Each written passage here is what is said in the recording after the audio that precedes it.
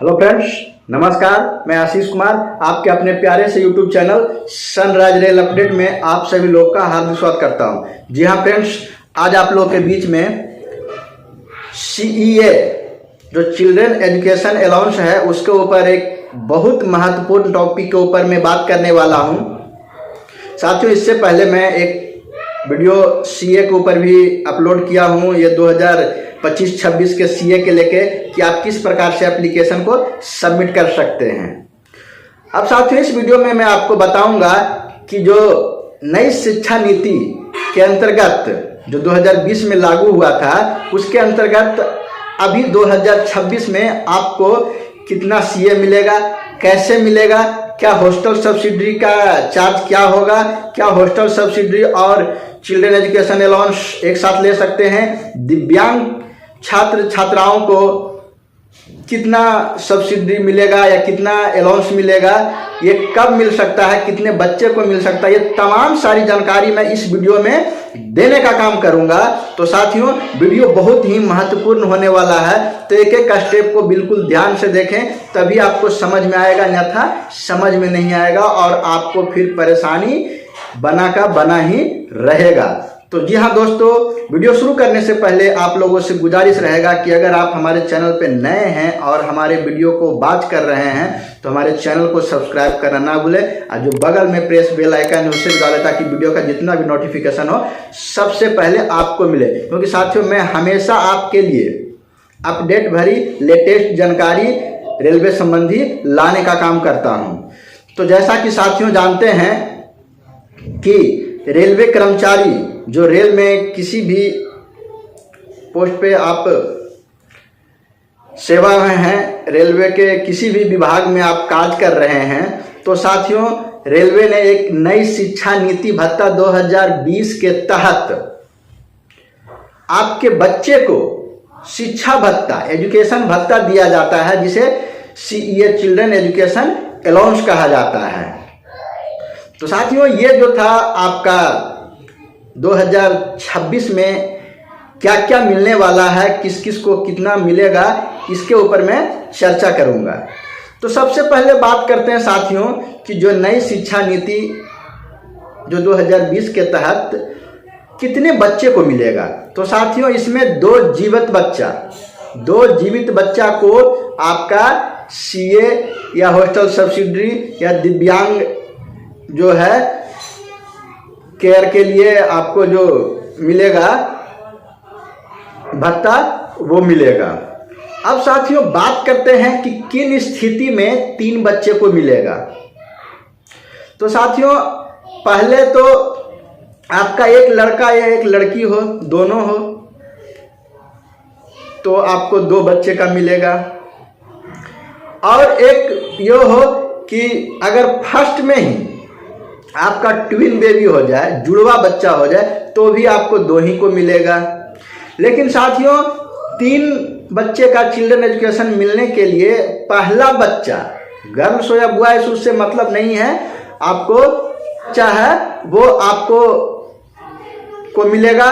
और जो second baby दूसरा बच्चा आपका है, वो अगर जुड़वा बच्चा हो जाए, या तो आपका दोनों मेल हो या दोनों फीमेल हो या एक मेल एक फीमेल हो, किसी भी कंडीशन में अगर दूसरा बच्चा जुड़वा होता है तो उस कंडीशन में आपके तीनों बच्चे को चिल्ड्रन एजुकेशन अलाउंस मिलेगा, या हॉस्टल सब्सिडी या दिव्यांग भत्ता है वो सभी मिलेगा, जिस प्रकार के लिए आप एलिजिबल होंगे।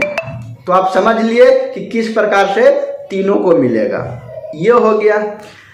अब साथियों बात करते हैं कि कितना कितना मिलेगा।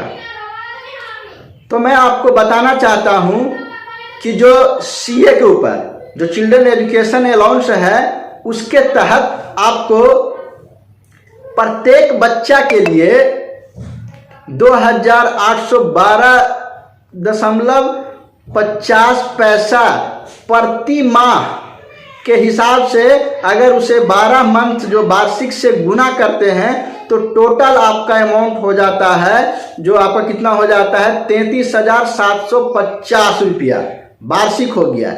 ये आपका क्या हो गया, चिल्ड्रन एजुकेशन अलाउंस। अब दूसरा चलते हैं हॉस्टल सब्सिडी के ऊपर।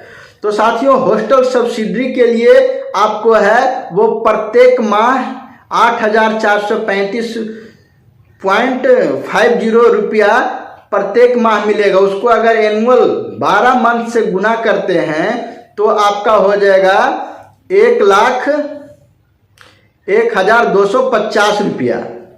इतना आपको क्या मिलेगा? हॉस्टल सब्सिडी मिलेगा।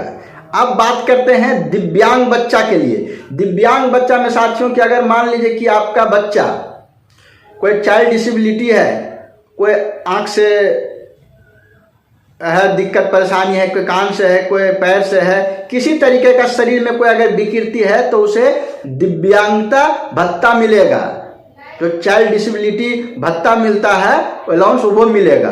तो उसके लिए साथियों आपको है कि प्रत्येक माह है वो 5,625 रुपया प्रत्येक माह मिलेगा। अगर उसको एनुअल मंथ से 12 मंथ से गुना करते हैं तो आपका हो जाएगा 67,500 रुपया। ये आपको उतना रुपया मिलेगा वार्षिक में। अब साथियों यहाँ पे एक सवाल और उठता है कि क्या एक साथ हॉस्टल सब्सिडी और चिल्ड्रन एजुकेशन अलाउंस ले सकते हैं? तो साथियों मैं आपको बताना चाहता हूं कि हाँ बिल्कुल आप ले सकते हैं। चिल्ड्रन एजुकेशन अलाउंस भी ले सकते हैं और अगर बच्चा आपका हॉस्टल में है तो हॉस्टल सब्सिडी दोनों का लाभ मिलेगा। ये आपका हुआ। अब साथियों हॉस्टल सब्सिडी लेने के लिए बहुत ही महत्वपूर्ण शर्त है जो अक्सर है सारे गार्जियंस सारे एम्प्लॉय गलती करते हैं और वो उसका लाभ नहीं उठा पाते हैं। तो साथियों उसके हॉस्टल सब्सिडी लेने के लिए आपकी रेसिडेंशियल एरिया रेसिडेंशियल जहाँ पे आप रहते हैं वहाँ से हॉस्टल की दूरी कम से कम 50 किलोमीटर मिनिमम होगा, तभी आपको हॉस्टल सब्सिडी का लाभ मिलेगा, अन्यथा नहीं मिलेगा। किन्हीं का 30 किलोमीटर पे है, 25 किलोमीटर पे हॉस्टल है तो उनको नहीं मिलेगा। मिनिमम आपको 60-50 किलोमीटर है तभी आपको मिल पाएगा। क्योंकि साथियों इसके हॉस्टल सब्सिडी या तो जो आपका सीए है वो स्कूल के प्रति से जांच पड़ताल करके दिया जाता है, वेलफेयर के द्वारा ऐसे नहीं दिया जाता है। तो इसके लिए आपको वो क्राइटेरिया पूरा होना चाहिए तभी आपको सीए और हॉस्टल सब्सिडी भी मिल सकता है। ये आपका हॉस्टल सब्सिडी हो गया। अब साथियों बात करते हैं एक कि किसको ये भत्ता मिलेगा। तो साथियों वो भत्ता आपको मिलेगा जो आपके किसी रेकग्नाइज बोर्ड से मान्यता प्राप्त है, उसमें स्कूल में अगर बच्चे आपके पढ़ रहे हैं तो आपको इसका लाभ मिलेगा। अब साथियों बात करते हैं कि कितने क्लास तक के बच्चे को ये सीए का लाभ मिलेगा। तो साथियों मैं आपको बताना चाहता हूं कि नर्सरी से 1 तक में पहले 2 बार मिलता था, लेकिन अब क्या है कि नर्सरी एलकेजी यूकेजी तीनों में मिलेगा। उसके बाद 1 से 12 तक आपको ये आपका है जो चिल्ड्रन एजुकेशन सीए मिल सकता है, हॉस्टल सब्सिडी मिलेगा, दिव्यांग है तो दिव्यांग भत्ता, ये तीनों आपको मिलेंगे नर्सरी से लेके 12वीं क्लास तक, मतलब आपका जो 12th क्लास तक है वहां तक मिलेगा। अब साथियों ये तो हो गया तमाम सारी जानकारी कि अब क्या है, कितना मिलेगा, कैसे मिलेगा। अब इसके लिए क्या क्या डॉक्यूमेंट्स की आवश्यकता पड़ेगी, ध्यान से देखिएगा। तो साथियों इसके लिए आपको उससे बताने से पहले अब आपके मन में चल रहा होगा कि क्या ये जो सीए का फॉर्म है वो एचआरएमएस के द्वारा ऑनलाइन लगाया जाएगा या ऑफलाइन लगाया जाएगा।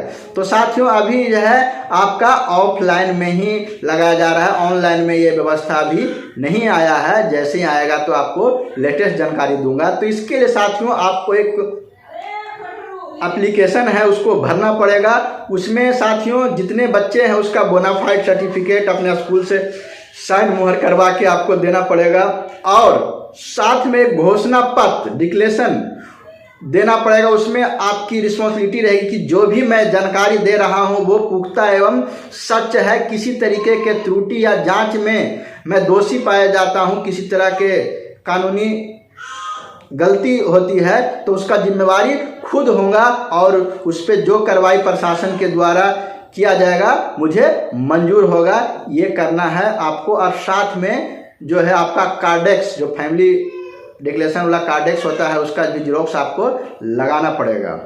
अब साथियों बात करते हैं कि इस फॉर्म को कब तक भर सकते हैं, क्या है। तो साथियों हर डिवीज़न में आपका अलग अलग समय देता है। ऐसे आपको अमूमन जो है अप्रैल के माह में आपको ये फॉर्म भर देना है, ताकि 1-2 महीने के अंतर्गत आपको उसका लाभ मिल सके। तो साथियों आप जो भी हैं फॉर्म को सही से भरें। और अगर आपको फॉर्म भरने में किसी तरीके की दिक्कत है तो मैं एक वीडियो बना चुका हूं, जो हमारे प्ले लिस्ट में रेलवे संबंधी वीडियो में जाके देखिएगा तो आपका 24-25 का भी वीडियो बना हुआ होगा, और अभी 25-26 का भी लेटेस्ट वीडियो मैं बनाया हूं। तो आप उसे देख के आप अपना फॉर्म सही से भर सकते हैं। किसी तरीके का ओवर राइटिंग नहीं होना चाहिए, किसी तरीके का कटिंग नहीं होना चाहिए, किसी तरीके का कोई ऑप्शन खाली नहीं रहना चाहिए, तभी आपको सीए का लाभ मिल पाएगा, अन्यथा नहीं मिल पाएगा। तो साथियों यही था तमाम सारी जानकारी जो आपकी सीए नई शिक्षा नीति भत्ता 2020 के बदलाव के लेके, जो कि आपको जानना बहुत ज़रूरी था। तो उम्मीद करते हैं वीडियो आपके लिए बहुत ही महत्वपूर्ण होगा, और महत्वपूर्ण होगा तो एक लाइक तो जरूर कीजिएगा साथियों। साथ में चैनल को भी सब्सक्राइब करना ना भूलें। तो मिलते हैं नेक्स्ट वीडियो में, तब तक वंदे मातरम, जय हिंद।